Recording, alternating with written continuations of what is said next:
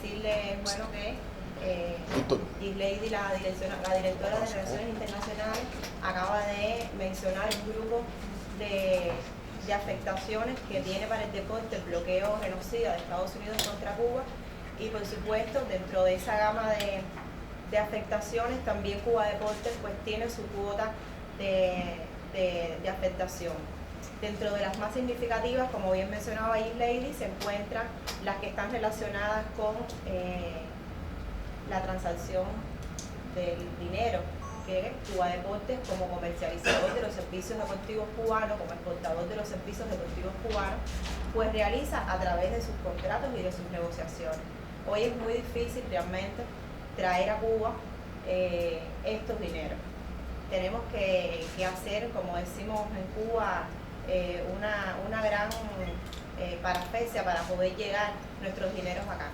Y eso es una de las afectaciones que hoy Cuba Deportes ha presentado, lo cual por supuesto eleva las cuentas por cobrar. Hoy tenemos un monto de cuentas por cobrar que supera los $600.000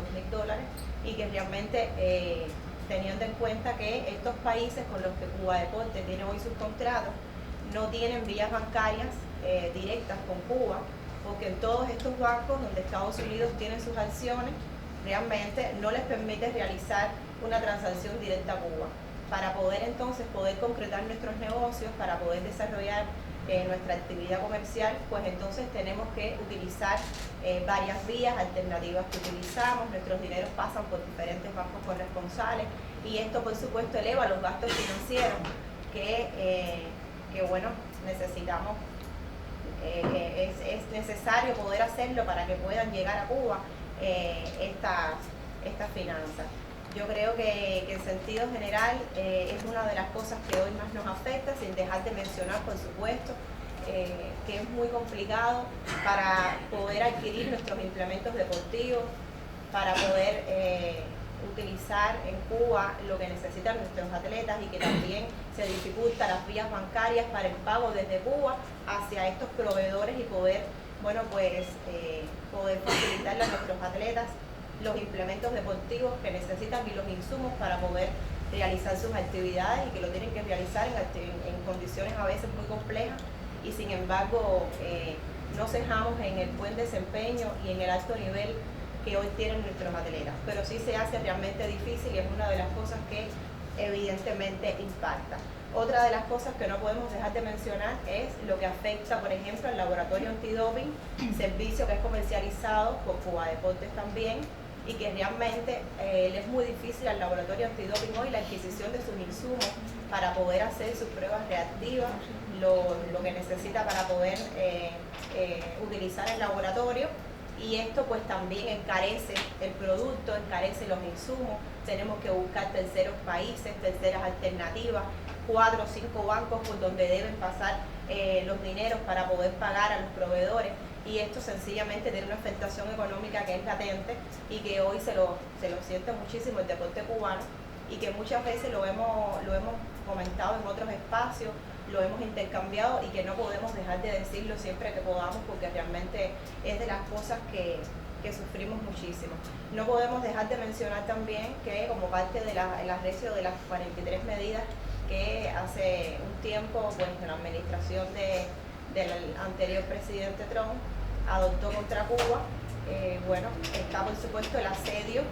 de todo lo que vuela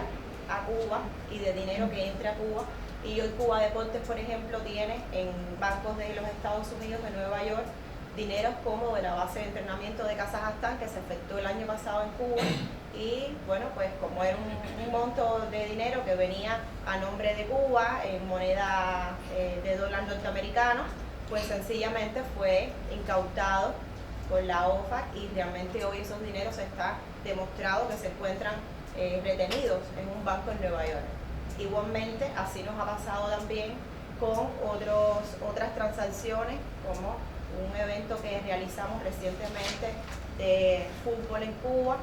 y realmente los dineros tampoco llegaron provenientes de Haití, porque sencillamente las transacciones venían en dólar norteamericano, pasan por un banco donde tiene acciones norteamericanas, y hoy se encuentran también incautados en un banco en Nueva York. Y estas son de las cosas que realmente hoy nos ocurren en el deporte y que tienen una afectación económica que es evidente para el buen desarrollo y el buen desempeño del deporte cubano. En momentos anteriores habíamos mencionado el tema de la afectación que en las misiones deportivas nuestras hoy tenemos, y evidentemente, como bien usted mencionaba, hoy la situación es sumamente complicada y realmente Cuba Deportes tuvo en momentos pasados, en años pasados, tuvo contratado una gran cantidad de técnicos, colaboradores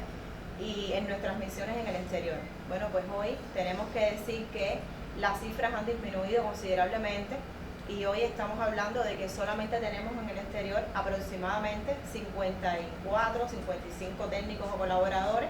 lo que significa que considerablemente las cifras han disminuido. Esto se debe en gran medida